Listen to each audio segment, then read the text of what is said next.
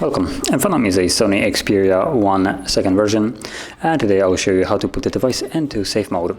So to get started, you want to hold the power key till you see the boot options, and from here hold the power off option. This will appear with the reboot to safe mode menu. Confirm by tapping on OK and wait for the device to reboot and back to the Android.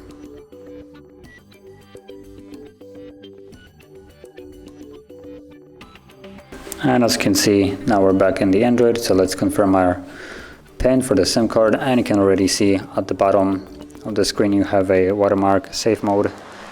So the device is now in the desired mode where only the most essential apps are working and everything else basically disabled from affecting your device.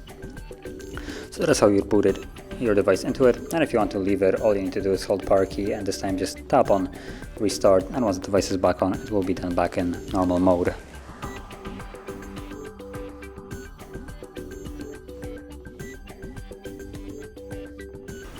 And as you can see, now that it's back on, the safe mode watermark is gone and the device is in normal mode.